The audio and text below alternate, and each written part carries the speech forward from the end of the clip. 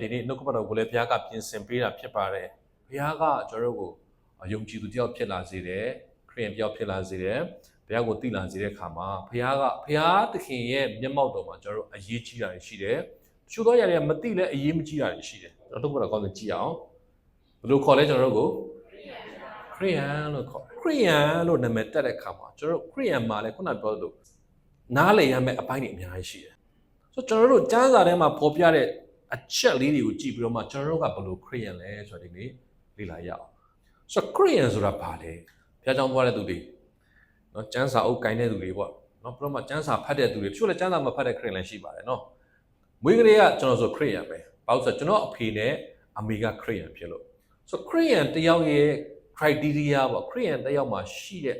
ချက်လက်တွေကဘာလဲကျွန်တော်သိဖို့လိုတယ်နော်ဆိုတော့ကျမ်းစာတစ်ခုကိုအရင်ဖတ်ခြင်းနဲ့တမန်တော်ခန်းကြီး7ပတ်ကနေ3:16ဖတ်ကြည့်အောင်ကျေးဇူးတော်ကိုမြင်လေဝမ်းမြောက်ဝမ်းသာခြင်းရှိ၍ပေါင်းလို့ဒီယုံကြည်သောစိတ်နှင့်သခင်ဘုရားကိုမိဝဲစကပ်ပြီးကြောင်းအဲ့တော်လို့ဆိုလေ၏တို့သူဒီတူတော်ကောင်းဖြစ်၍တန်ရှင်သောဝိညာဉ်တော်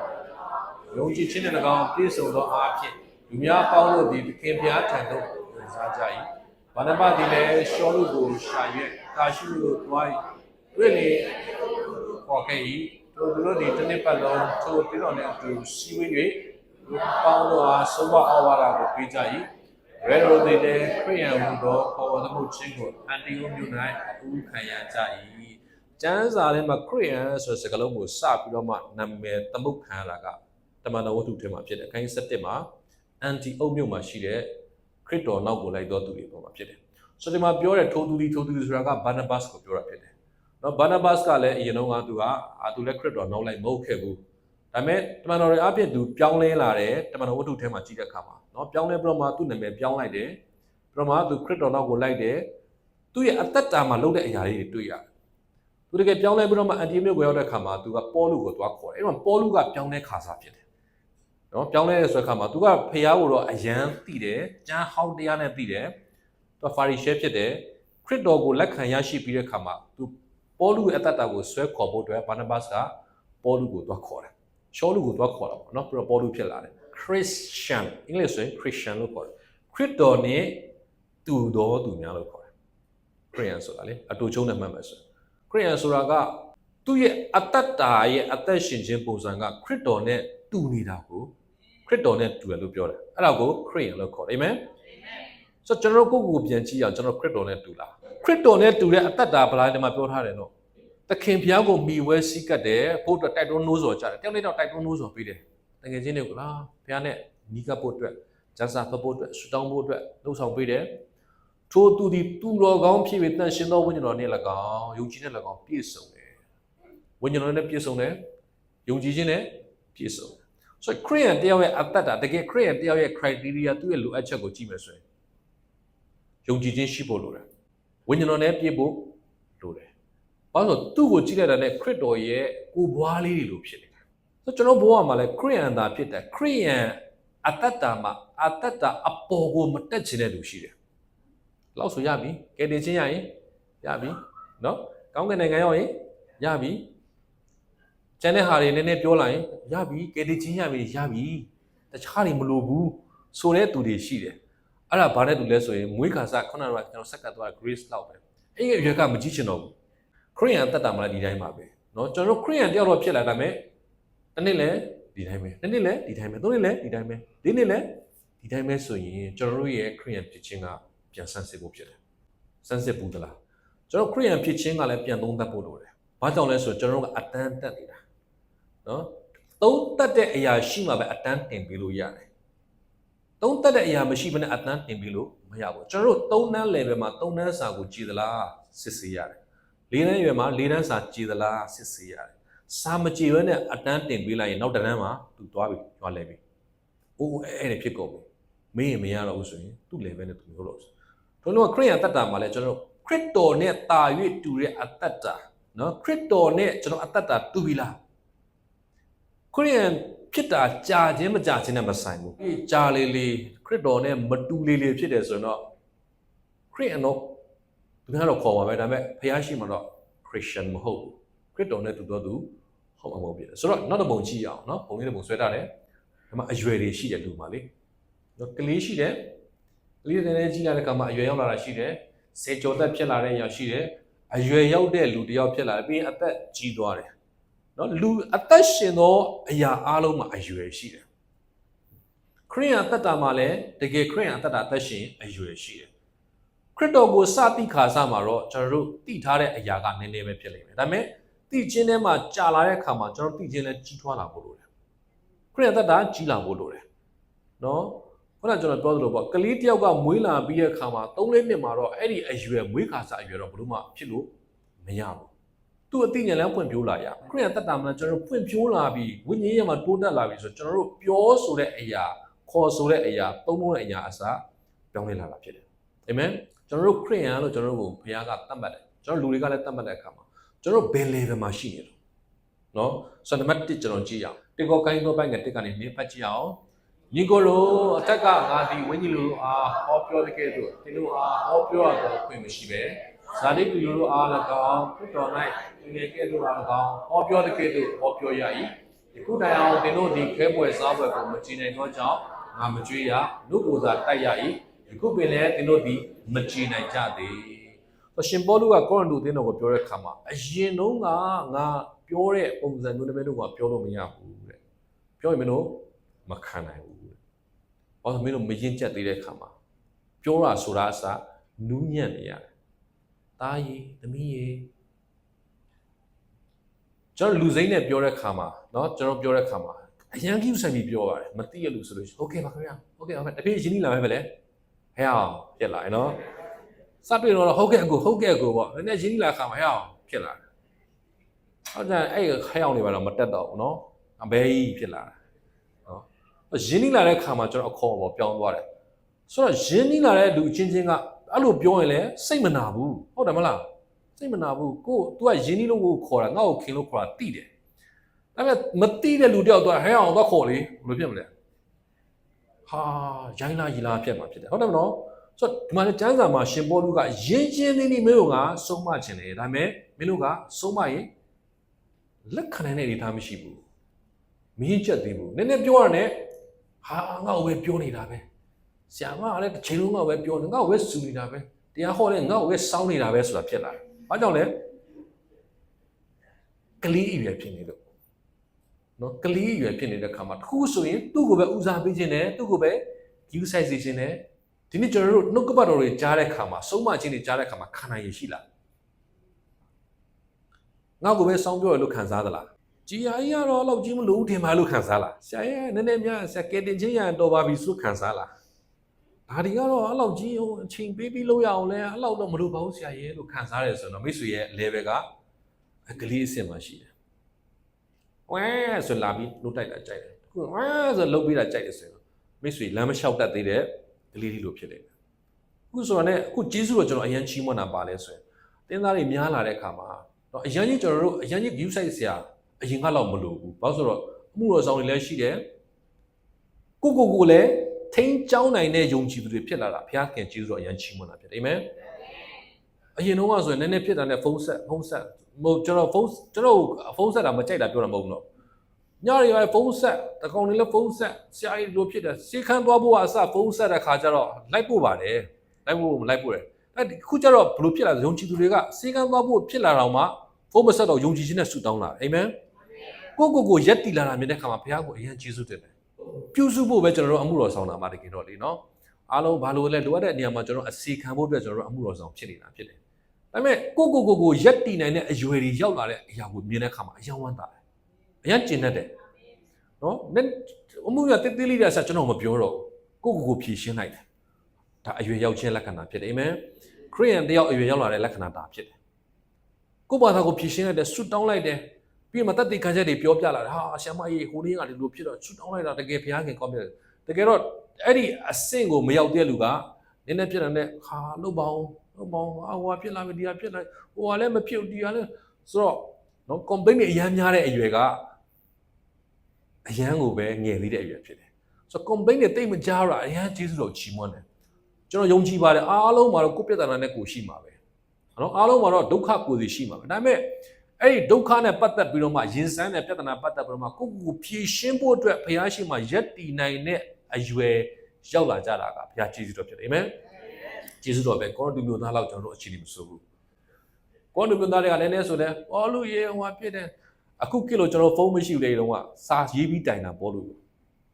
ဆိုကောရိန္သု over စာပထမဆောင်ဆိုနှစ်ပိုင်းရှိတယ်ဘာကြောင့်လဲဆိုရင် complaint တက်လို့အခန်းကြီး1စလာနဲ့ဟာသင်ခွဲခြင်းတွေစတယ်ငါပေါ်လူရဲ့တပည့်ဟိုဟာတပည့်ဒီကအပေါ်လူတပည့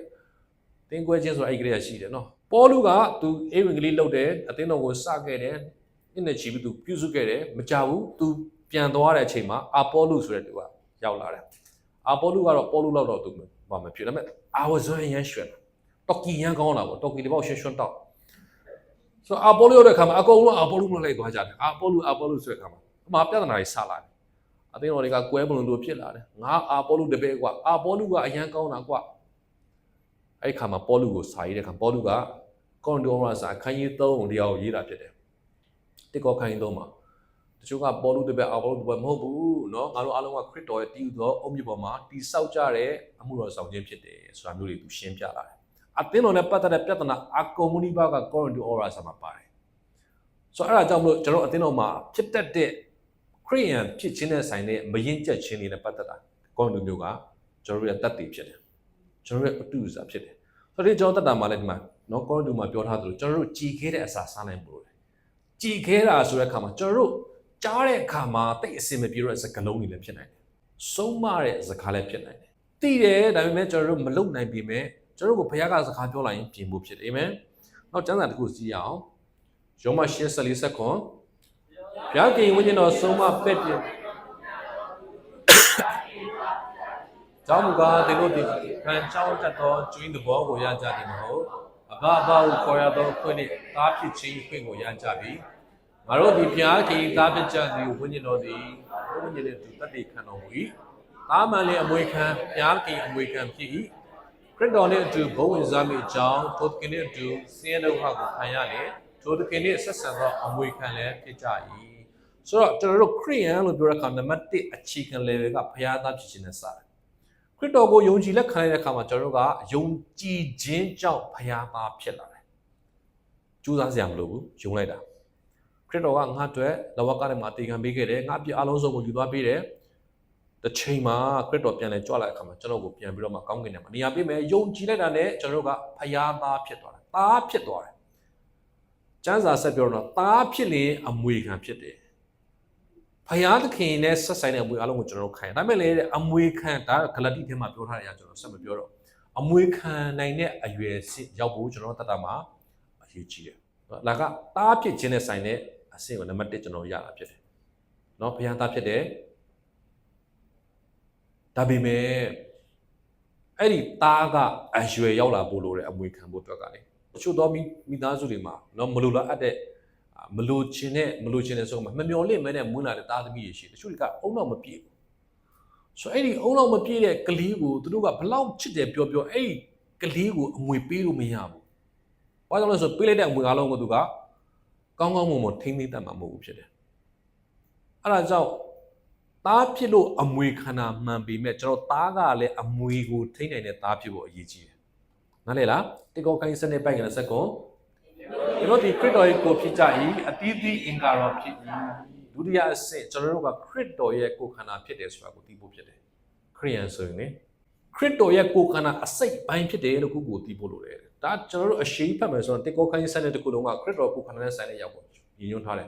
အဲ့ဒီထဲမှာဘာတွေအကျိုးရှိတယ်ကျွန်တော်နည်းနည်းလေးဒီအလုပ်နည်းနည်းလေးချိန်ပြီးပြောပြချင်တယ်ခန္ဓာကိုယ်ထဲမှာအစိတ်ပိုင်းအများကြီးရှိတယ်တဲ့ရှင်ပေါလုကဒီမှာရေးထားတဲ့အခါမှာနော်တချို့ကမျက်စိဖြစ်တယ်တဲ့မြင်တတ်တယ်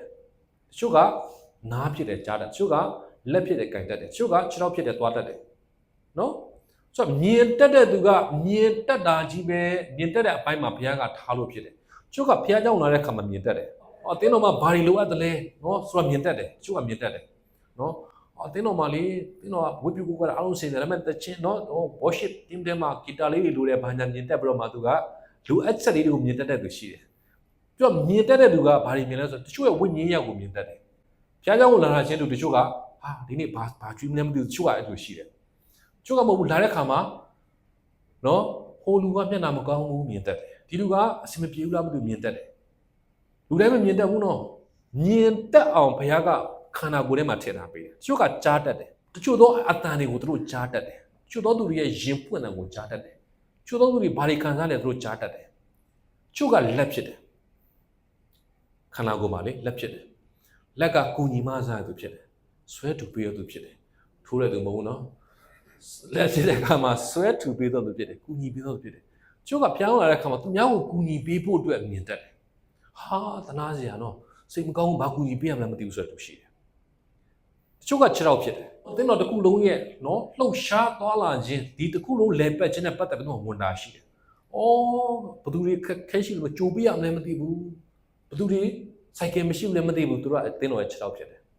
ဆိုတော့ခရစ်တော်ခန္ဓာကိုယ်ထဲမှာအားလုံးကသူ့အပိုင်းနဲ့သူရှိတယ်တချို့ကမမြင်ရတဲ့အပိုင်းဖြစ်တယ်အစာအိမ်ဖြစ်တယ်ကျွန်တော်တို့အသင်းတော်လဲပတ်နိုင်ဖို့ရန်အတွက်နော်အစာကိုခြေပေးတဲ့သူလည်းလိုတယ်စားပေးတဲ့သူမဟုတ်တော့ခြေပေးတာဘာလို့အစာမကျင်လဲခန္ဓာကိုယ်ကြီးကမကျန်းမာတတ်ဘူးကျုပ်ကအသေးကဲသူဖြစ်တယ်ဝင်သမျှနှုတ်ကပတ်တော်ရေကိုစစ်ပြီးတော့သူဖြစ်တယ်အယ်ကိုဟောတွေတော့ကောင်းတာလေးတွေကျန်းမာရေးအတွက်စသဖြင့်တချို့ကနှလုံးဖြစ်တယ်အသက်သွေးကြောဖြစ်တယ်ဒုဒုလှုပ်ရှားနေတယ်သူ့ကိုမြင်ရလားနှလုံးကိုမမြင်ရဘူးဒါပေမဲ့အထဲမှာရှိနေတာဒါပေမဲ့အဲ့နှလုံးကြီးမရှိလို့တော့မရဘူးတချို့ကအသင်းတော်ထဲမှာတော့ပါဝင်နေတယ်ဒါပေမဲ့သူကမပေါ်လွင်ဘူးထိုးတော့မထွက်နေဘူးအယောင်မတောက်ပနေဘူးဒါပေမဲ့အရေးကြီးတဲ့နေရာမှာဆုတောင်းပေးနေတဲ့သူဖြစ်တယ်အာမင်ဆိုတော့တချို့ကနှလုံးသားကဲတော့မမြင်ရဘူးဒါပေမဲ့ခရစ်တော်ကိုယ်ခန္ဓာမှာသူကအမြဲတမ်းအသက်သွေးကြောကဲတော့ပုံမှန်ဆုတောင်းပေးနေတယ်ဆုတောင်းခြင်းမှာအမြဲတမ်းသူ့ကိုတွေ့ရတယ်ဘယ်တော့မှစင်ပေါ်မှာမတွေ့ရဘူးဆိုရင်သူကခန္ဓာကိုယ်ထဲမှာရှိတဲ့အစိတ်ပိုင်းကဲတော့အရေးပါတော့ဖြစ်တယ်အာမင်ဆိုတော့မိတ်ဆွေခရစ်တော်ခန္ဓာထဲမှာမိတ်ဆွေဘယ်နေရာမှာပါလဲအသင်းတော်မှာမနက်တစ်ကြိမ်ညတစ်ကြိမ်ဆုတောင်းခြင်းရှိတယ်မိတ္တာယာရှိတယ်မိတ်ဆွေပါလားဆိုတော့ဒီနေ့ကျွန်တော်တက်တာမှာဘုရားကခရစ်တော်ခန္ဓာကိုယ်ထဲမှာရှိတဲ့အစိတ်ပိုင်းတွေနဲ့ထားတဲ့အခါမှာကျွန်တော်တို့ကအစိတ်ပိုင်းမှာကိုတောင်းဝင်ကြည့်ဖို့လိုတယ်သူများတွေကိုအားကြဖို့မဟုတ်ဘူးတချို့ကမျက်လုံးဖြစ်တဲ့အခါမှာမျက်လုံးကတော့အမြဲတမ်းမြင်တာဟုတ်သူ့နေရာမှာဘုရားကကျွန်တော်မထားရင်သူ့နေရာအားမကြနဲ့ကျွန်တော်တို့ကိုထားတဲ့နေရာမှာကျွန်တော်တာဝန်ကြည့်ဖို့ဖြစ်တယ်အာမင်တချို့ကမပေါ်လွင်ဘူးခုနပြောလို့နှလုံးသားတွေဆိုမပေါ်လို့အစာရင်းဆိုပေါ်လို့ကြောက်ကလေးမပေါ်လို့ဒါပေမဲ့အဲ့ဒါတွေမရှိလို့မရဘူးလောကနော်ခုခန္ဓာမှာလေကျုပ်ကအရန်သာသွားနေတာအဲ့6တော့ပြက်ကြည့်လိုက်ဘာမှမဖြစ်ဘူးခန္ဓာကိုယ်ကအသက်ရှင်နိုင်တယ်နှလုံးသားတွေမမြင်ရဘူးနှလုံးသားထုတ်လိုက်မရဘူးတည်သွားမှာဖြစ်တယ်ကျုပ်ကမမြင်ရပေမဲ့အရန်တန်မိုးရှိတဲ့သူကမိတ်ဆွေဖြစ်နိုင်တယ်အာမင်အဲ့ဒါကြောင့်ကျွန်တော်တို့ခရစ်တော်ရဲ့ခန္ဓာကိုယ်နဲ့ချိတ်ဆက်တဲ့အစိတ်ပိုင်းမှာပါဝင်ပါမနေ့စုတော့မှပါဝင်ပါညကျွန်တော်မိသားမှာပါဝင်ပါကျွန်တော်တို့အရန်ကိုတန်ဖိုးရှိတဲ့အရာဖြစ်တယ်ချိတ်ဆက်နေဖို့လိုတယ်ခန္ဓာကိုယ်မှာရှိတဲ့အစိတ်ပိုင်းတွေမချိတ်ဆက်တော့ရင်တည်သွားတယ်လက်တစ်ချောင်းကမတော်ဆကျွန်တော်တို့တော့တစ်ခုထိခိုက်လို့ပြတ်သွားတယ်ဆိုရင်သူ့ကိုအချိန်မီပြန်ဆက်ဖို့လိုတယ်စေပညာရနော်သူ့ကိုပြန်ဆက်လို့ရတယ်ဒါပေမဲ့အဲ့ဒါကြီးကဖြတ်ထားတာကင်းကွာသွားတာကြာသွားပြီဆိုရင်တော့ပုတ်သွားပြီဆိုရင်တော့သူ့ကိုဆက်လို့မရတော့ဘူးမိတ်ဆွေအကြောင်းမျိုးကြောင့်အသင်းတော်နဲ့ကင်းကွာသွားတာမိတ်ယုံကြည်သူတွေနဲ့မိတ်တရားဖွဲ့မှုကင်းကွာသွားတာကြာကောင်းကြာနိုင်တယ်ဒါပေမဲ့အချိန်ရန်ကြာလို့တော့မရဘူးမိတ်ဆွေပုတ်သွားနိုင်တယ်ဘာကြောင့်လဲခရစ်တော်ရဲ့ခန္ဓာကိုယ်ထဲမှာမိတ်ဆွေပါတာဖြစ်တယ်မယ်ဆိုတော့ကျွန်တော်တို့ကခရစ်တော်ရဲ့ခန္ဓာကိုယ်ဖြစ်တယ်ဆိုတာကိုတရားဝင်ဖြစ်နောက်တစ်ချက်ကြည့်ရအောင်ရောမအခန်းကြီး7ပိုင်းငလေးနဲ့ကဥမာကကိုယ်တစ်ခု၌အင်္ဂါများရှိသည်ဖြစ်၍ထုံးကားအများသည်ဆောင်ရွက်စရာအမှုတစ်ခုတည်းမရှိတဲ့ကဲ့သို့ထို့သူအများဖြစ်သောငါတို့သည်ခရစ်တော်၌တကူတည်းဖြစ်၍အသီးသီးအင်္ဂါချင်းဖြစ်ကြ၏အင်္ဂါချင်းဖြစ်တယ်တယောက်နဲ့တယောက်အရေးကြီးတယ်ဆိုတာကိုသိဖို့လိုတယ်ကျွန်တော်ခရစ်ယာန်ဖြစ်လာတဲ့အခါမှာယုံကြည်သူဖြစ်လာတဲ့အခါမှာကျွန်တော်တယောက်နဲ့တယောက်နားလည်ပြီးမှုအရန်အရေးကြီးတာဖြစ်တယ်သူ့ကိုငါလိုတယ်လို့ခံစားဖို့လိုတယ်ငါ့ကိုကြီးပဲလိုတယ်လို့တော့မခံစားဖို့လိုတယ်နော်သူ့ကိုငါလိုတယ်ဘာကြောင့်လဲဆိုတော့ကျွန်တော်အင်္ဂါချင်းလို့ပြောတဲ့အခါမှာတယောက်နဲ့တော့လိုတယ်ခန္ဓာကိုယ်မှာကျွန်တော်တို့မလိုအပ်တာဘာမှမရှိဘူးနော်ကျွန်တော်တို့လက်သေးတွေသပင်တွေအရေးကြီးလားအရေးကြီးတယ်ဒါပေမဲ့တကယ်တော့ cell အပီဖြစ်တယ်လက်သေးရှည်လာရင်ညှက်ပလိုက်ရတယ်သပင်ရှည်လာရင်ညှက်ပလိုက်ရတယ်ရုပ်တရက်ကြည့်တယ်ဆိုတော့ကျွန်တော်မလိုအပ်ဘူးလို့ထင်ပေမဲ့ဒါကခန္ဓာကိုယ်အတွက်လိုအပ်တဲ့အရာဖြစ်တယ်သပင်ကကျွန်တော်ခေါင်းမှာရှိနေအရင်တင့်တယ်ဘာကြောင့်လဲလှဖို့ခန္ဓာကိုယ်ကသပင်ရှိမှအစဉ်ပြည်တယ်လို့ခံစားတယ်ခန္ဓာကိုယ်မှာရှိနေသပင်ကအရင်တင်တယ်ဒါပေမဲ့အဲ့သပင်ကိုလေယူပြီးတော့မှနော် သူဆွဲလိုက်ကြည့်ထွက်လာတဲ့စပင်လေးတွေကိုသမင်းစားမဲ့ပကံနဲ့သွားထည့်လိုက်ဘာဖြစ်သွားလဲပြင်မြန်သိလိုက်တော့နော်ယွန်စရာလို့ခံစားတယ်ဘာကြောင့်လဲသူ့နေရာမှာသူမရှိလို့ဖြစ်တယ်ထိုနည်း၎င်းပဲခရစ်တော်ခန္ဓာထဲမှာကျွန်တော်တို့ရှိတဲ့နေရာမှာရှိနေအရင်တန်ဖိုးရှိတယ်ဒါပေမဲ့ရှိတဲ့နေရာမှာမရှိတော့နော်ယွန်စရာဖြစ်လာလိမ့်မယ်နော်တချို့တွေအရင်ထမင်းစားကောင်းတယ်ဆိုတော့ဇတွေးတွေဒီမှာရှိတဲ့ဇတွေးဂလဲမှာထုတ်နေတဲ့ဇတွေးတွေကောင်းနေလို့ဖြစ်တယ်မိတ်ဆွေစားတဲ့အစားအလွယ်တကူဂလုမျိုးချလို့ရတာဒီဇတွေးတွေလုံနေလို့စားသမျှဝါသမျှအထဲမှာကျွန်တော်အလွယ်တကူချောမောဆိုတာအဆိုင်နဲ့ဝင်သွားဒီဇတွေးကလေးကလုံပေးတယ်နော်ဒါပေမဲ့အပြင်ထွက်လို့တော့မရဘူးဇတွေးကလေခန္ဓာကိုယ်ထဲမှာရှိနေဖို့လိုတယ်သူ့နေရာမှာသူရှိနေဖို့လိုတယ်အဲ့ဒါဆိုမိတ်ဆွေကျမ်းပါတယ်အဲ့ဒါမဲ့အဲ့ဇတွေးလေထွေးလိုက်ကြည့်ဘယ်သူကင်မလဲမကင်တော့ဘူးအပြင်ထွက်တာလဲယုံသွားပြီလူကဟုတ်တယ်မလားဆိုတော့သူ့နေရာမှာသူရှိရင်အရန်တန်ဖို့ရှိတယ်ကျို့တွေထမင်းမစားနိုင်ဘာကြောင့်လဲဒီဇွေးကလေးမထွက်တော့တဲ့ခါမှာထမင်းမြူလို့မရအောင်လေဘင်းမှာတက်ပိုက်နဲ့ထည့်ရတယ်ဆိုတော့မိတ်ဆွေတတွေးကလေးလည်းဖြစ်နိုင်တယ်နော်အထဲမှာအရန်ကြီးကျမ်းမာဖို့အတွက်လုပ်ပေးနေတဲ့အရာဖြစ်နိုင်တယ်ဒါပေမဲ့အပြင်တော့ထွက်လို့မရအောင်အသင်းတော်ထဲမှာရှိနေဘူးလို့အာမင်ခန္ဓာကိုယ်စိတ်လည်းမိတ်တွေရှိနေတဲ့အရာကတန်ဖိုးမရှိဘူးလို့ခံစားကောင်းခံစားဒါပေမဲ့ရှိနေတဲ့အရာကမိတ်ဆွေအသင်းတော်ကျမ်းမာဖို့ဖြစ်တယ်အာမင်ထွက်လာတဲ့ဆိုရင်တော့အစင်မပြေတော့ဘူးနှာခေါင်းထဲမှာအမွှေးတွေရှိတယ်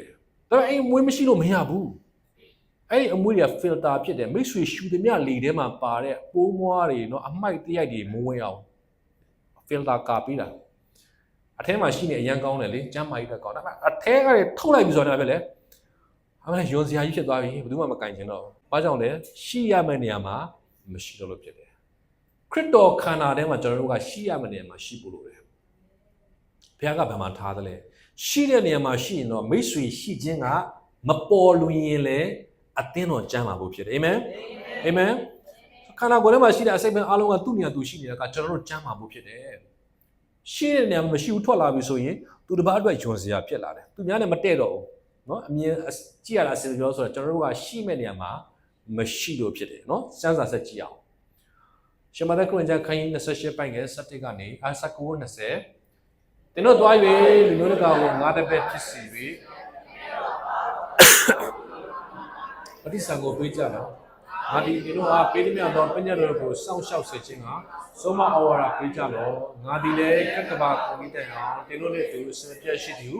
ဘယ်တော်ကမိန်တော်မူ၏နံပါတ်3ခရစ်တော်ရဲ့တပည့်တော်ဖြစ်တယ်အာမင်တင်တို့တော်ရဲ့လူမျိုးတကာကိုလို့ပြောတဲ့အခါမှာလူတိုင်းကိုပြောတာဖြစ်တယ်ငါတပည့်ဖြစ်စီအာမင်ဆိုယုံကြည်သူအသက်တာမှာတပည့်တော်အဆင့်ကိုတက်လှမ်းဖို့ဘုရားကအလိုရှိတယ်ကျွန်တော်တို့များသောအားဖြင့်ခရစ်ယာန်တွေကတပည့်တော်ကြောင်းတပည့်တော်ဘာညာတပည့်တော်လို့ကြားတာနဲ့အမှုတော်ဆောင်ကိုတမ်းမြင်တယ်မဟုတ်ဘူးယုံကြည်သူတိုင်းကတပည့်တော်ဖြစ်ဖို့လိုတယ်အာမင်တပည့်တော်အစစ်ရောက်ဖို့အတွက်ဘုရားခင်လို့ရှိတယ်ငါတပည့်ဖြစ်စီပြီခမင်းတော်သားတော်တန်ရှင်းဗတ္တိဇံကိုပေးပါငါဒီသင်တို့အားဘာပြောလဲပေးသည်မြတ်သောပညတ်တော်ကိုစောင့်ရှောက်ခြင်းကဆုံးမဩဝါဒပေးပါခရစ်တော်ပေးခဲ့တဲ့ပညတ်တော်တွေကိုပြန်ပြီးတော့မှလက်ဆင့်ကမ်းနိုင်တော်သူဖြစ်ဖို့အတွက်ကျွန်တော်တပည့်တော်ဖြစ်ဖို့လိုတယ်တပည့်တော်ဆိုတာဘာလဲတပည့်တော်ဆိုတာသူ့ရဲ့ဆရာပြောသမျှအတိုင်းလုပ်တော်သူကတပည့်တော်ဖြစ်တယ်ဒီနေ့ဘုရားခင်ကျွန်တော်တို့ဘာပြောသလဲယေရှုခရစ်တော်ဘာပြောသလဲပြောသမျှအတိုင်းကျွန်တော်လိုက်လျှောက်တဲ့သူကတပည့်တော်ဖြစ်တယ်မောရှေပြောတဲ့အတိုင်းမောရှေလုပ်တဲ့အတိုင်းသူကလုပ်တယ်မောရှေကဘုရားမျက်မှောက်တော်ကထွက်သွားတဲ့အချိန်မှာတော့မှယောရှုကတဲတော်ထဲမှာကြံခဲ့တယ်ဘုရားနဲ့အချိန်ယူတယ်ယောရှုဝါဆိုတာကတကယ်တော့ယေရှုခရစ်တော်ရဲ့နာမည်နဲ့အဓိပ္ပာယ်တူတူဖြစ်တယ်ယောရှုနဲ့ယေရှုနဲ့သူ့ရဲ့မူရင်းမှာအတူတူဖြစ်တယ်နော်ဆိုတော့ကယ်တင်တော်အတူဖြစ်တယ်ဆိုတော့အောရှေဆိုတဲ့တိတ်ပြီးတော့မှမပြည့်စုံတဲ့နာမည်ကသူ့ကိုယောရှုလို့နာမည်ပြောင်းပေးတယ်သူကသူ့လူမျိုးကိုကယ်တင်မဲ့သူဖြစ်လာတယ်ဆိုတော့ပုံမှန်အားဖြင့်ဒီတိုင်းဖြစ်လာတာမဟုတ်ဘူးဝေလေးလေးလိုက်ပြီးတော့ဖြစ်လာတာမဟုတ်ဘူးเนาะသူ့ရဲ့တတ်တာမှာသူ့ဆရာပြောသမျှကိုတုံသင်ခံပြီးတော့မှဖျားနဲ့အခြေဥသူကယောရှုဖြစ်လာတာဖြစ်တယ်เนาะဆိုတော့ဒီကြောတတ်တာမှာတပည့်တော်ဖြစ်ကိုတန်တမ်းမှုလို့တယ်တပည့်တော်ဆိုတာကเนาะပုံမှန်ထတယ်ပုံမှန်လှုပ်တယ်ပုံမှန်အခြေဥတယ်တကယ်တော့ကျွန်တော်တို့ကလေဖျားသခင်နောက်ကိုလိုက်ပြီးဒီခရစ်တော်နောက်ကိုလိုက်ပြီးဆိုရင်ကျွန်တော်တတ်တာမှာစီကံကြတဲ့အတ္တတာကိုပုံမှန်တိဆောက်နေဖို့အရေးကြီးတယ်ဆိုတော့တပည့်တော်ဆိုတာကသူ့အချိန်နဲ့သူထတယ်စားတယ်လှုပ်တယ် ပြောချင်တာဝိညာဉ်ရေးအတွက်ကိုတိဆောက်နိုင်တဲ့သူကိုစားသုံးတဲ့ကို train နိုင်တဲ့သူကတပည့်တော်အဆင်ဖြစ်တယ်အာမင်ကျွန်တော်တို့ပြောတဲ့တခြားသောတရားဟောဆရာတွေဟောတဲ့အရာเนาะဆရာဆရာမတွေပြောတဲ့နှုတ်ကပတ်တော်ကိုပဲစားသုံးတော့သူမဟုတ်ဘူးကိုတိုင်ကရှာဖွေစားသုံးနိုင်တော့သူဖြစ်တဲ့အဆင့်ကတပည့်တော်အဆင်ဖြစ်တယ်အာမင်အာမင်ကျွန်တော်မေးချင်တယ်ဒီနေ့ကျွန်တော်တို့ကိုယ့်ဘာသာကိုစံစာဖတ်လေ့လာပြီးတော့မှကိုခွန်အားယူတဲ့အဆင့်ရောက်ပြီလားကိုတိုင်းကလည်းစံစာဖတ်ပြီးတော့အော်ဘုရားခင်ဒီနေ့ကျွန်တော်ဘာပြောမလဲကျွန်တော်ဘာပြောမလဲဖတ်ပြီးတော့မှအော်ဒီနေ့ဘုရားခင်ဒီလိုစကားပြောတယ်ဆိုတာမျိုးအဲ့ဒီအဆင့်ရောက်ပြီဆိုမိတ်ဆွေကတပည့်တော်အဆင့်ရောက်ပြီဖြစ်တယ်တပည့်တော်အဆင့်ရောက်တဲ့ခရစ်ယာန်တယောက်ပြီဖြစ်ပြီအာမင်အဲ့ဒီအဆင့်သွားရအောင်ဆက်ပြီးစံစာပြအောင်လူကခိုင်းတော့ပိုင်း23ဘုမတပါလူပေါင်းတော့မိတ်တော်မူဒီကငါ၌စကလို့တော့သူဖြစ်နေကိုညှင်းပယ်ရမယ်ဘုရားဝါကားတိုင်းကိုဒီတိုင်းချမ်း၍ငါတော့ကိုလိုက်ရပြီအာမင်เนาะတပည့်တော်အဆင့်ဖြစ်တယ်เนาะကိုလဝါကားတိုင်းကိုထပ်ပြီးနောက်ကိုလိုက်နိုင်တော့သူဖြစ်ဖို့လိုတယ်ခရစ်တော်နောက်ကိုလိုက်ရတော့သူဖြစ်တယ်เนาะဆိုတော့ကိုလဝါကားတိုင်းပြောတဲ့အခါမှာကိုနဲ့ဆိုင်တဲ့အရာခရစ်တော်နောက်ကိုကြိုးစားပြီးတော့မှအသက်ရှင်ခြင်းနဲ့လိုက်တော့အဆင့်ကိုဖြစ်ဖို့လိုတယ်ဆိုတော့မိတ်ဆွေရဲ့ကြိုးစားအသက်ရှင်ခြင်းကကောင်းကင်နိုင်ငံရောက်ဖို့တော့မဟုတ်ဘူးထောင်ရအသက်ရောက်ဖို့ကြိုးစားစရာလုံးဝမလိုဘူးဒါပေမဲ့ကျွန်တော်လောကမှာအသက်ရှင်တဲ့အခါမှာသူများအတွက်ကောင်းကြီးဖြစ်ချင်တယ်ဆိုရင်တော့ကိုယ်တိုင် discipline ကနေ disciple ဖြစ်လာတယ်စီကံတည်ဖို့မှုကနေတပည့်တော်အဆင့်ဖြစ်လာတယ်เนาะအဲ့ဒီအဆင့်ကိုသွားဖို့လိုတယ်ကိုလဝါကားတဲ့ကိုထမ်းတယ်ဆိုတဲ့အခါမှာကိုညှင်းပယ်ရတာအဲ့ချင်းတယ်လေဘာဖြစ်လဲထားရတယ်စားခြင်းတွေလည်းပဲလေအစာရှောင်ရတယ်ဆက်ပြီးကျမ်းစာကြည့်အောင်ဧဖတ်တဲ့ခန်းကတဲ့ဘုရားခင်လိုတော်အားဖြင့်ယေရှုခရစ်တမန်တော်ဖြစ်တော်ငါပေါလုသည်ဧဖတ်မြို့၌နေသောအရှင်လူတည်သောယေရှုခရစ်ကိုယုံကြည်တော်သူအားကြားလိုက်ပါ၏တဲ့ယုံကြည်သူခရစ်ယာန်တတ်တာမှာနံပါတ်4ကကိုတန့်ရှင်းသူနေနဲ့မြင်ဖို့လိုတယ်ခရစ်တော်အားဖြင့်ဘာဖြစ်လဲတန့်ရှင်းသူအနေနဲ့ခရစ်တော်ကကျွန်တော်တို့ကိုရွေးကောက်တာဖြစ်တယ်တန့်ရှင်းသူကိုတန့်ရှင်းသူလို့မြင်တဲ့သူကတန့်ရှင်းအောင်နေဖို့ဝင်မလို့တော့အာမင်ရှင်ပေါလုကပြောတဲ့အခါမှာတန့်ရှင်းသူလို့ပြောတဲ့အခါမှာတန့်ရှင်းသူတွေနဲ့ခရစ်တော်အားဖြင့်ကျွန်တော်တို့ကိုဘုရားကခွဲခံထားတာမှန်ပေမဲ့တန့်ရှင်းသူကဲဆိုကျွန်တော်တို့ကအသက်မရှင်ဘူးဆိုရင်ရလားရတယ်ဒါပေမဲ့မိတ်ဆွေရဲ့တန့်ရှင်းသူအနေနဲ့လူတွေကတော့မြင်မှာမဟုတ်တော့ဘုရားကတော့တန့်ရှင်းသူပေးလိုက်တယ်ကိုလည်းတန့်ရှင်းသူဖြစ်တယ်လို့ခံယူတယ်မိတ်ဆွေအသက်ရှင်ခြင်းကပောက်ကရဖြစ်နေတယ်ဆိုရင်တော့တန်ရှင်းသူနေတဲ့လူတွေကမြင်မှာမဟုတ်ဘူး။ဟုတ်လားပြောသလိုဘယင်တော့ဘယင်ပဲဒါပေမဲ့ကြီးညိုလေးစားစရာကောင်းတဲ့ဘယင်တွေကျွန်တော်တို့ကိုအဲ့လူကိုတော့မြင်မှာမဟုတ်တော့ဘူး။နော်ရှင်ပေါလုကတော့ပြောခရစ်တော်ရဲ့သူတွေတန်ရှင်းသူဖြစ်တယ်။ကိုဘယ်လိုခံစားလဲကျွန်တော်မေးချင်တယ်။တန်ရှင်းသူတွေခံစားလား။ရှင်ပေါလုကတော့ပြောတယ်ခရစ်တော်အပြင်တင်လို့ဒီတန်ရှင်းသူဖြစ်တယ်။တန်ရှင်းသူဖြစ်တယ်ဘုရားခင်ကကျွန်တော်အဲ့ဒီအရာပေးတာဖြစ်တယ်အာမင်လူတွေကတော့မိတ်ဆွေရဲ့အပြုအမူအလုပ်အကိုင်အပြောဆိုကြည့်ပြီးတော့မှတန့်ရှင်းသူလို့တော့ကောင်းတဲ့တတ်မှာမဟုတ်ဘူးဒါပေမဲ့ဘုရားကတော့ကျွန်တော်တို့ကိုကြည့်တဲ့အခါမှာအမြဲတမ်းမိတ်ဆွေရဲ့အရှိမရှိတဲ့ခရစ်တော်အဖြစ်သူကတန့်ရှင်းသူဖြစ်တယ်လို့မြင်နေတာဖြစ်တယ်အာမင်တော့ကျမ်းစာကိုစက်ကြည့်မယ်တေကောခိုင်းတဲ့ပိုင်ငနဲ့အပြည့်နဲ့ကင်းစင်၍တန်ရှင်းသူညာ၌ခံထားတော်သူတည်ဟူသောကောရိန္သုမြို့ရှိသောဘုရားခင်တင်တော်မှာစိုက်၍ကသိန်းတော်သူတို့၌ငါတို့သခင်ယေရှုခရစ်ကိုပထနာပြုသောတော်ကိုကြားလိုက်ပါ၏ရှင်ပေါလုရဲ့ greeting နော်မိတ်ဆက်တဲ့စကားကခရစ်တော်အားဖြင့်တန်ရှင်းတော်သူဖြစ်တဲ့ကောရိန္သုမြို့သားတွေကိုငါကြားလိုက်တယ်အာမင်ဒီနေ့ဘုရားခင်ကတကယ်လို့ဩဝါဒစာကျွန်တော်တို့ဖုကတ်မြို့အတွက်ရေးတယ်ဆိုရင်လည်းဖုကတ်မြန်မာအသင်းတော်ရဲ့ရှိသောတန်ရှင်းသူတို့ကိုငါကြားလိုက်ပါလို့ပဲပြောမှာဖြစ်တယ်အာမင်ဆိုတော့ကိုကြည့်တဲ့အခါမှာလည်းအမြဲတမ်းခရစ်တော်အမြင်ကြည့်ပါကိုဒီတိုင်းပဲငုတ်ကြည့်မယ်ဆိုရင်တော့မိတ်ဆွေမဟုတ်တာမမြင်နိုင်မယ်ငါမကောင်းဘူးငါမတန်ရှင်းနိုင်ဘူးငါအသက်ရှင်နေမှုစမဟုတ်ဘူးခရစ်တော်အားဖြင့်ကြည့်မယ်ဆိုရင်ခရစ်တော်အားဖြင့်မြင်ရမယ့်မိတ်ဆွေကအမြဲတမ်းတန်ရှင်းသူဖြစ်တယ်အာမင်ကိုတန်ရှင်းသူလို့ပြောရအောင်ငါတန်ရှင်းသူဖြစ်တယ်အာမင်ကျမ်းစာကိုဆက်ကြည့်အောင်ဖိလိပ္ပိခန်းကြီး1ပိုင်းကတည်းယေရှုခရစ်ကျွန်ဖြစ်သောပေါလုနှင့်တိမောသေသည်ဖိလိပ္ပိမြို့၌ရှိသောအေယုဒိုနှင့်တင်တော်တို့မှစ၍ခရစ်တု၌တန်ရှင်းသူပေါင်းတို့ကိုကြားလိုက်ပါ၏ဒီမှာ3ကြိမ်မြောက်เนาะဘာပြောလဲဆိုလို့ရှိရင်ဖိလိပ္ပိမြို့မှာရှိတဲ့သူတွေကိုလည်းတန်ရှင်းသူလို့ပေါလုကသုံးထားတယ်ဆိုတော့ဒီလောက်တောင်သုံးထားတာကအဓိပ္ပာယ်ရှိလို့ဖြစ်တယ်မိတ်ဆွေကခရစ်တော်အားဖြင့်တန်ရှင်းသူဖြစ်တယ်အာမင် လောကမှာရှိတဲ့အရာတွေအထူးဖြင့်မိတ်ဆွေကိုလည်းအမြဲတမ်း judge လုပ်နေမယ်ကိုစီရင်နေငါမတန်ရှင်းနိုင်ပါဘူးတန်ရှင်းနိုင်ပါဘူးအမြဲတမ်းကိုအမြဲတမ်းပြောမယ်ငါခရစ်တော်အဖြစ်တန်ရှင်းသူဖြစ်တယ်မိတ်ဆွေစွမ်းစားနဲ့တန်ရှင်းနိုင်မှာမဟုတ်ဘူးမတန်ရှင်းနိုင်ဘူးအတွေးခေါ်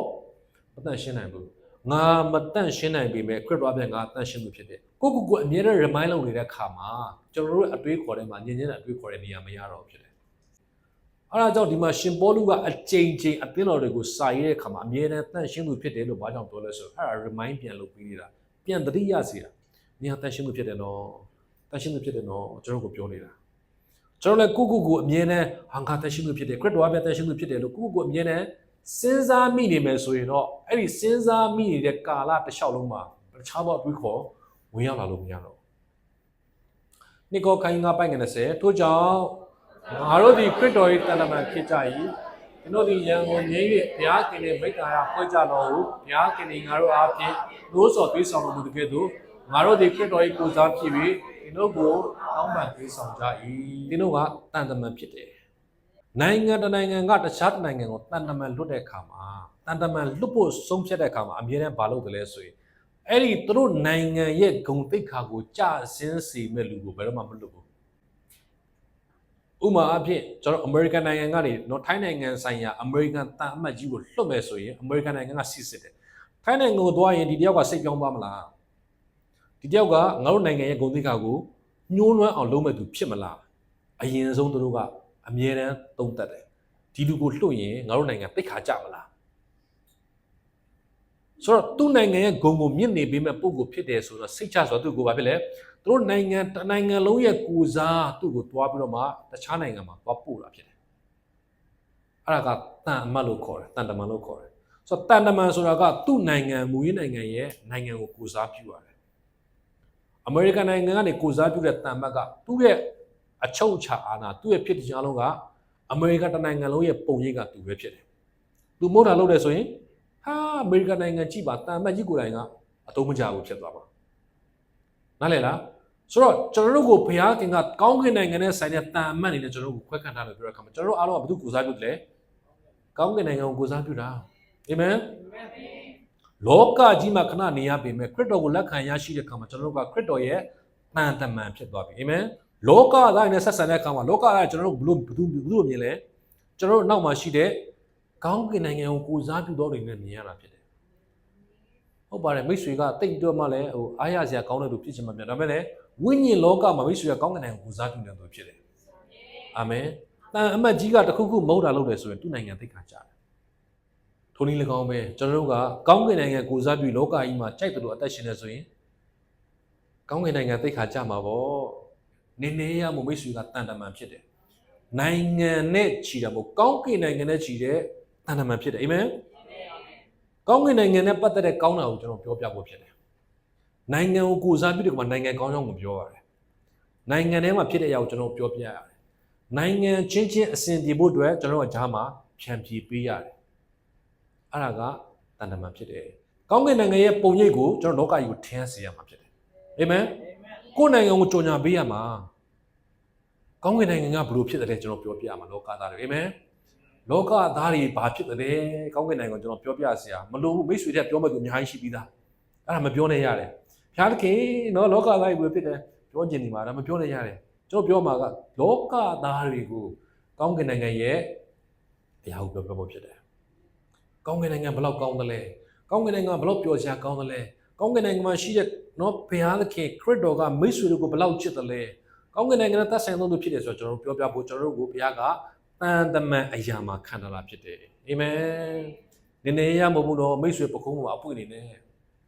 နော်အခက်နေနဲ့ဘုရားကမိတ်ဆွေချင်းတန်တမန်နေနဲ့ကြည်တာဩလောကကြီးသေးကိုနော်ကောင်းကင်နိုင်ငံကိုစားသွားသူဖြစ်တယ်လို့ကြည်တာကျွန်တော်တို့ကိုပဲခံထားတာမဟုတ်ဘူးဘုရားကခါလေကျွန်တော်ယုံကြည်သူတွေကထင်တယ်နော်ဆရာမတွေပဲနှုတ်လိုက်ပါမဟုတ်ဘူးကျမ်းစာပြောတာတင်တို့ဒီလို့ပြောတာနော်ဆရာမတို့ဒီလို့မပြောဘူးနော်ယုံကြည်သူအားလုံးကိုပြောတာအာမင်ယုံကြည်သူအားလုံးကခရစ်တော်ရဲ့တန်တမန်ဖြစ်တယ်ဟုတ်တယ်မလားအများကြီးကိုပြောသူရှိမယ်တဦးချင်းပြောသူရှိမယ်အားလုံးကတော့ဘုရားရှိခိုးတန်တမန်ဖြစ်တယ်အာမင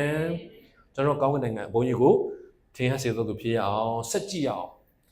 တိဘေခန်းကြီးနှစ်ပိုင်ငယ်ကိုတင်းတို့မူကား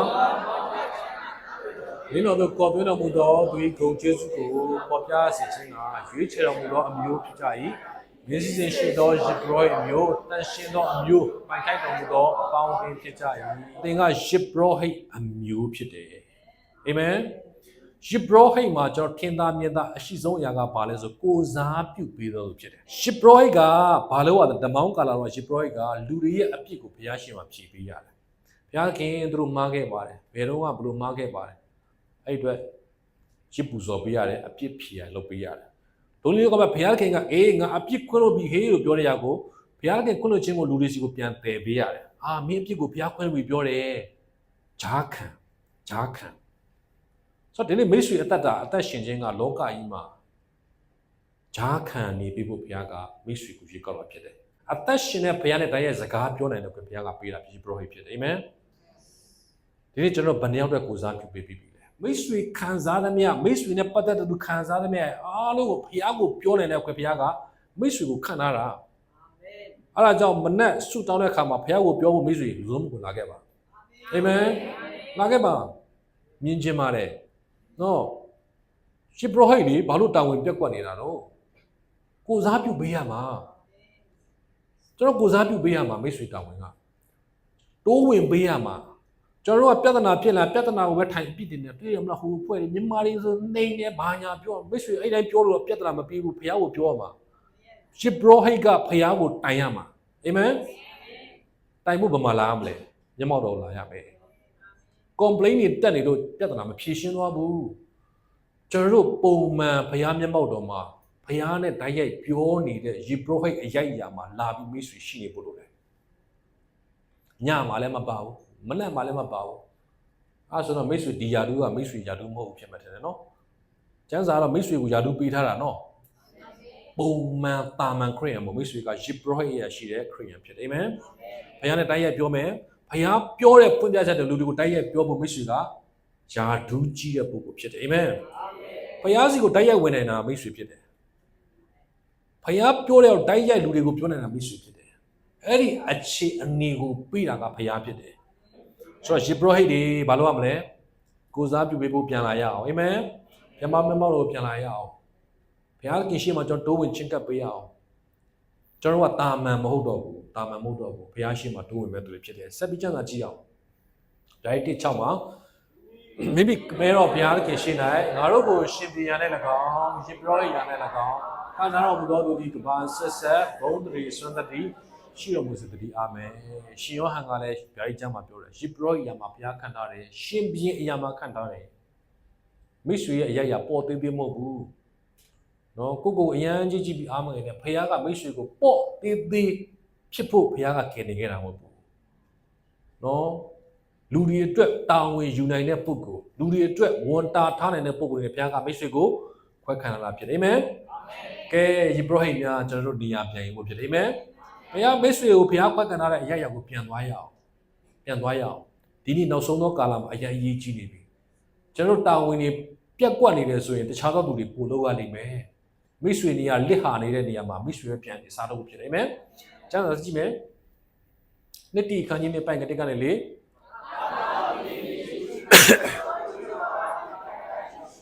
တတိကံများရှိသည်နှင့်ငါထံ၌ကြားပြီးသောအရာတို့ကိုတစ္ဆာနှင့်ပြည့်စုံ၍ငါတို့ကိုတုံ့ပြန်ခြင်းကတက်ဆန်းနိုင်သောသူ၌အပ်ပြီးတော့ဘုဒ္ဓလုံးငါသင်သည်ယေရှုခရစ်၌ရှိသောကောင်းသောစစ်တရေကဲ့သို့ဆင်းရဲဒုက္ခကိုသိခံတော့စစ်တရေမိတိကမိမိကိုစစ်တရေ၌ခံထားသောသူကိုတည်သက်စေခြင်းကလောကီမှုရင်းနှင့်ပြန်သောရှုပ်ထွေးခြင်းကိုပယ်ရှားတတ်၏သင်ကစစ်တရေဖြစ်တယ်အာမင်စစ်တရေတော့မလုပ်ဘူးကြောက်တယ်ဘုရားသားလောက်နေပဲဆိုရင်တော့မရဘူးခရိယန်မှာတချို့ကအဲ့သားရာမတက်ချင်ဘူးဦးအဲရမတက်ချင်ဘူးခုနပြောသလိုလူမှန်ရင်အဲ့ဒီအရွယ်ကိုဖျက်ရတာမှန်တယ်ခုနပြောလို့နို့တက်ရတဲ့အရွယ်ကိုဖျက်ရတာမှန်တယ်ကြည်ပေးရတဲ့အရွယ်ကိုဖျက်ရတာမှန်တယ်ဒါပေမဲ့နော်နိုင်ငံတကာဥပဒေအရဆို16နှစ်ကျော်ရင်မိဘကကြည်ပေးစရာမလိုတော့မြန်မာပြည်မှာတော့နော်အိမ်ထောင်မကြမချင်းမိဘအိမ်မှာနေကြတာလေဟုတ်မလားအိမ်ထောင်ကြရင်တော့ကတ်နေတာအရွယ်ရောက်လာပြီဆိုရင်ဘာလုပ်ရမလဲ ကျွန်တော်ကစစ်မှုထမ်းရမယ်စစ်တရေကဲ့သို့ဘုရားကကျွန်တော်ရွေးကောက်တာဝိညာဉ်ရမှာကျွန်တော်ရက်တီးရမယ်တိုက်ခိုက်မယ်စစ်တရေဖြစ်တယ်အာမင်မတိုက်ရင်ရန်သူကတိုက်မှာပဲနော်မိတ်ဆွေဝဲလို့ရန်သူလာတဲ့ခါမှာကလေးမလို့တနာပါတယ်မတက်နဲ့မလာဘူးရန်သူကလာအကုန်နင်းချီမှာမိတ်ဆွေရောက်နေတိုက်ခိုက်မဲ့ရောဘာဖြစ်လဲမတိုက်ခိုက်ဘူးဘာမှမလုပ်ဘူးကျမကလေးပါကျွန်တော်ကကလေးပါဦးပဲရှိသေးတယ်အခုမှမရဘူးရန်သူကတော့မတနာဘူးနော်အကုန်လုံးတိတ်မှာပဲအကုန်လုံးတတ်မှာဖြစ်တယ်ဆိုတော့ကျွန်တော်ခရိယန်တတ်တာမှာအဲ့ဒီအရွယ်ရောက်လာဖို့လိုတယ်စစ်တရေဖြစ်တယ်အာမင်တိုက်မယ်ကိုက်မယ်ယေရှုခရစ်နဲ့ကျွန်တော်တို့ကစစ်တရေဖြစ်တယ်စစ်တရေဘာလို့ရမလဲနောက်ဆုံးမှာပြောတယ်စစ်တရေမိဒီကမိမိစစ်တရေအရာနဲ့ခံထားသောသူဆိုဖယောင်းပြောတာဖြစ်တယ်သူကိုနှစ်သက်စေခြင်းကလောကီမူရင်းနဲ့ကျွမ်းတော်ရှုပ်ထွေးခြင်းကိုပယ်ရှားတယ်လောကီယာတွေပယ်ရှားပြီးတော့မှစစ်တရေရမှာစစ်တပ်ထဲကိုရောက်တဲ့အခါမှာကျွန်တော်တို့လောကနဲ့ဖြတ်လိုက်တယ်စစ်တင်တန်းကိုတက်တဲ့အခါမှာကျွန်တော်ဖုန်းသုံးလို့မရတော့ဘူးလောကနဲ့ဆိုင်တဲ့အခြေတွေမရတော့ဘူးအကုန်လုံးမိသားစုနဲ့အဆက်အသွယ်ပြတ်လုံးဝ brain wash ကျွန်တော်တို့စစ်တပ်နဲ့ဆိုင်တဲ့ຢာကိုရိုက်ထည့်တာဖြစ်တယ်စစ်တဘောကိုရိုက်ထည့်တာဖြစ်တယ်အဲ့ဒါကြောင့်စစ်တပ်တွေကထွက်လာလူကအမိတ်ဆိုအမိတ်ပဲအမိတ်ရနော်လှုပ်ဆိုအကုန်လှုပ်ရတာခရစ်တော်ရဲ့စစ်တည်းရဲ့ဆိုခရစ်တော်ကလည်းမိတ်ရလှုပ်ဆိုလှုပ်မလားခဏနေကိုတော့ရင်ဒါလေးတော့တနာပါတယ်မရဘူးစစ်တည်းရဲ့မှာပြတ်သားတဲ့ဆုံးဖြတ်ချက်ရှိတယ်အာမင်စစ်တည်းဆိုတဲ့အတိတ်ပဲကိုဘယ်လိုဖွင့်ဆိုလဲဆိုတော့เนาะတစ်ခါလုံးကတိုင်းပြည်နှစ်ပြည်စစ်ဖြစ်တယ်တပီကစစ်ရအရန်ကောင်းတယ်စစ်တည်းရဲ့9သိန်းနဲ့စစ်ချီလာတယ်စစ်ချီလာတယ်နောက်တပီကတော့စစ်ရမကောင်းစစ်အင်အား3000နဲ့စစ်ချီလာတယ်တနေရာမှာသူတို့တိုက်ဖို့တွေ့လာတယ်ဒါပေမဲ့သူတို့မတိုက်ခင်မှာအရင်ဆွေးနွေးတယ်ဗိုလ်ချုပ်တွေကဆွေးနွေးတယ်စစ်တကြီးတွေကကဲမင်းမစစ်တကြီးကဘယ်လောက်ပါလဲ9သိန်းငါမှဘယ်လောက်ပါလဲ3000ပါတယ်တိုက်မယ်ဆိုရင်ဘာဖြစ်လဲဘလို့မှမနိုင်နိုင်ဘူးသိတယ်ဒါပေမဲ့3000ပဲပါတဲ့စစ်ဗိုလ်ချုပ်ကဘာဖြစ်လို့ဆိုကဲမင်းကစစ်အင်အားများပြီမဲ့ငါကစစ်အင်အားနည်းတယ်ဆိုပေမဲ့စစ်ပွဲကလူဦးရေနဲ့မသွားဘူးအရေးချင်းနဲ့သွားတာဖြစ်တယ်အဲ့ဒါနဲ့ပြောလိုက်တယ်ကဲနော်စစ်အင်အား3000ရှိတဲ့ဗိုလ်ချုပ်ကပြောကဲတယောက်ထွက်လာခဲ့နာမည်မခေါ်ဘူးနော်တယောက်ထွက်လာခဲ့တယောက်ထွက်လာတယ်သူတို့နှစ်ယောက်ဟိုဘက်တက်နဲ့ဒီဘက်နဲ့ကြားမှာရှိတဲ့ကြောက်ကြီးဟိုဘက်ဒီဘက်စကားပြောတယ်မင်းခုံချလိုက်လို့ပြောတယ်ခုံချသွားတယ်အဲ့ဒါနဲ့ဟိုဘက်ကကဲမင်းစစ်ရ9သိန်းရှိတဲ့လူမင်းရောငါ့လိုလုံးနိုင်လား9သိန်းရှိတဲ့လူကလည်းခေါ်တယ်တယောက်ထွက်လာခဲ့ဟိုဘက်အမြင်မီလေး9သိန်းကတော့ဟိုဘက်ခုံချသွားတယ်ကောက်ထွက်လာရင်ကောက်လည်းခုံချခိုင်းတော့မှာတယောက်ထွက်လာခဲ့ဆိုတယောက်မှမထွက်လာဘူးဘာလို့လဲပြီးမှာဆိုလို့အဲ့ဒါနဲ့စစ်အင်အား3000ရှိတဲ့ဗိုလ်ချုပ်ကပြောတယ်ငါမှာတဲ့ငါတခွန်းပြောရင်တခွန်းပြောတဲ့အတိုင်းနာခံမဲ့လူ3000ရှိတယ်မင်းမရှိလားစဉ်းစားသွားပြီဗိုလ်ချုပ်ကသူ့မှာမရှိဘူးလူအင်အားတော့များနေတယ်တကယ်တိုက်မဲ့တိုက်ရဲတဲ့အမိတ်နာခံပြီးလုံးမဲ့သူမရှိတဲ့ခါမှာအမှစစ်မဖြစ်တော့ဘူးအလိုက်တင်းနဲ့9သိန်းကစုပ်သွားတယ်ဘာပြောချင်လဲဆိုတော့ဒီနေ့ကျွန်တော်ခရစ်တော်ရဲ့စစ်တရားလို့ပြောတဲ့ခါမှာစစ်တရားအများကြီးမလိုဘူးအမိတ်နာခံမဲ့သူတို့အာမင်လောက်ပါဆိုရင်လုံးမဲ့စစ်တရားတယောက်က9သိန်းတက်ပို့ပြီးတန်ဖို့ရှိတယ်အာမင်ဆိုမိတ်ဆွေသက်တာမှာဒီခုကိုပြန်ဆန်းစစ်အောင်မိတ်ဆွေကခရစ်တော်ရဲ့စစ်တရားဖြစ်ပြီလားတိတိခန်းကြီး6ဘက်ကစနစ်ယုံကြည်လေးဆိုင်လေးကောင်းစွာသောတိုက်လည်ခြင်းကိုပြုလို့ထာဝရတက်ကိုကံယူလို့ထိုတက်ကိုရမည်ကြောင်းခေါ်တော်မူခြင်းကိုခံရ၍တက်တည်များလို့ရှိနိုင်ကောင်းမွန်စွာဝန်ခံပြီးရှင်ပေါလုကတိမောသေကိုပြောတယ်နောက်ဆုံးစကားမှာယုံကြည်နဲ့ဆိုင်တယ်ဘာဖြစ်လဲတိုက်လန်ခြင်းဆိုစစ်တရေပဲလို့ရဖြစ်တယ်ဒီယုံကြည်သူတက်တာမှာစစ်တရေကဲ့သို့တိုက်လန်ခြင်းနဲ့သွားဖို့လိုတယ်အမြန်နောက်ကျမ်းစာတစ်ခုဆက်ကြည့်မယ်ဒီဘက်ခိုင်း6ဘက်က73ကျွေးသောစကားမူကားညီကိုတို့တကယ်ပြားပြ၎င်းဒီဘိုးတော်ရှင်အားပြ၎င်းခံခံခြင်းရှိကြတော့မာနပရိယတို့ကိုစီးပြနိုင်ပြီးကြောင်းဘုရားခင်ပြင်ဆင်တော်မူသောလက်နက်စုံကိုယူပြီးဆောက်ကြတော့အကြောင်းမူကားငါတို့ဒီဒေသရှိသောယံတို့နှင့်ဆိုင်ပြန်တက်လည်ရကြသည်မဟုတ်သူမြတ်တို့နှင့်၎င်းအာနာဇတ်တို့နှင့်၎င်းလောကီမမနှင့်အစိုးရပြီးသောမင်းတို့နှင့်၎င်းမူကောက်ကနေသောလက်စုံနှင့်၎င်းဆိုင်ပြန်တက်လည်ကြ၏ထို့ကြောင့်ခဲရဲဆိုးသောကာလကိုစီးကြနိုင်သဖြင့်ကိစ္စလုံးစုံကိုပြီးစီးခံနိုင်တဲ့ကြောင်းဘုရားခင်ပြင်ဆင်တော်မူသောလက်နက်စုံကိုယူပြီးဆောက်ကြတော့ခရစ်တော်ရဲ့စစ်တရေရှင်ပေါလုကဒီဘက်မှာပြောထားတယ်ယူဆောင်မှာဒီမှာပြောတာကယုံကြည်သူအားလုံးကိုပြောတာဖြစ်တယ် မိတ်ဆွေခရိယန်ဖြစ်တယ်ယုံကြည်သူဖြစ်တယ်ဆိုရင်မိတ်ဆွေဒီအစင်းရောက်ဖို့လို့မိတ်ဆွေမတိုက်လဲဆံသူကတိုက်ပါပဲကျွန်တော်မှအသွေးသားမရှိတဲ့ရန်သူရဲ့တိုက်ခိုက်ခြင်းကအမြဲတမ်းခံရယုံကြည်သူတွေအလစ်ငိုက်မိသွားရင်ခံရတယ်နော်မထင်မှတ်ထားတဲ့တိုက်ခိုက်ခြင်းနဲ့ယုံကြည်သူတွေတဘုံဘုံလဲနေကြတယ်မသိဘူးဒါကတော့လောကကြီးမှာဒီအိမ်မှာပဲလို့ထင်ပေမဲ့မဟုတ်ဘူးဝိညာဉ်ရဲ့မှာတိုက်ခိုက်ခံရတာဖြစ်တယ်အဲ့ဒါကြောင့်ယုံကြည်သူတိုင်းကစစ်တရေကဲ့သို့ဘုရားသခင်ပြင်ဆင်တဲ့လက်နက်ကိုဝတ်ဆင်ထားဖို့ ready ဖြစ်နေဖို့လိုတယ် ready ဖြစ်နေဖို့လိုတယ်ကိုကို ready ဖြစ်ဖို့အမြဲတမ်းပြင်ဆင်ရအောင်အာမင်ကျမ်းစာဆက်ကြည့်မယ်ဧဖက်ခိုင်းလေးပိုင်က73ငါတို့ရှိမြတ်လူယုံကြည်သော၎င်းဘုရားခင်သားတော်ကိုတည်ကျွမ်းခြင်းသော၎င်းတည်ကြည်တဲ့ရောက်၍ခရစ်တော်၏ပြည့်စုံစေပမာဏရတည်သောကြည်သောလူ၏ဖြစ်တို့ရောက်သည့်တိုင်အောင်ဖြစ်သည်ငါတို့ရှိမြတ်လို့ပြောတဲ့အခါမှာလူတိုင်းကိုပြောတာဖြစ်တယ်ယုံကြည်သူတိုင်းခရစ်တော်ခရိယန်တိုင်းဘုရားကိုကူးစားသောသူတိုင်းအသက်တာမှာဘယ်ကိုရောက်ဖို့လဲဘုရားခင်သားတော်ကိုတည်ကျွမ်းခြင်းတို့၎င်းယုံကြည်ခြင်းတို့၎င်းတည်ကြည်တဲ့ရောက်၍ခရစ်တော်၏ပြည့်စုံခြင်းပမာဏအရက်ဒီဟုသောကြီးရင်သောလူဖြစ်တို့ရောက်တဲ့ဆိုအားလုံးရဲ့ပန်းတိုင်ကခရိယန်လို့ပြောတဲ့အခါမှာခရိယန်တွေအားလုံးရဲ့တစ်ခုတည်းသောပန်းတိုင်ကခရစ်တော်ရဲ့ကြီးရင်ခြင်းအတိုင်းဖြစ်လာဖို့ဖြစ်တယ်အာမင်ကောင်းကင်နိုင်ငံရောက်ဖို့ပဲမဟုတ်ဘူးနော်ကျွန်တော်တို့အသက်တာမှာနေ့တိုင်းတရပြီးတရကုမှန်တဲ့ကြည့်တဲ့အခါမှာခရစ်တော်နဲ့ဒူလာပြီလားနော်အသက်တာမှာဘာပြုပြင်ဖို့လိုတယ်လဲမှန်တဲ့ကြည့်တဲ့အခါမှာကျွန်တော်ဘာလုပ်တတ်တယ်လဲဘယ်နာလေးမလှဘူးလဲဆိုတာကြည့်ကြတယ်နော်ဘယ်နာမှာ watch channel ပိုကြည့်လာတယ်လဲကြည့်ကြတယ်ဒါကုပြုပြင်ဖို့ထိုနည်း၎င်းမဲ့မှန်ကိုကြည့်တဲ့အခါမှာငါခရစ်တော်နဲ့ဘာပြည့်တူလာပြီလားကြည့်ဖို့ဖြစ်တယ်ငါရဲ့စိတ်ထားလူတွေကိုမြင်တဲ့အမြင်လူတွေကိုပြောတဲ့စကားမိသားစုကိုပြောတဲ့စကား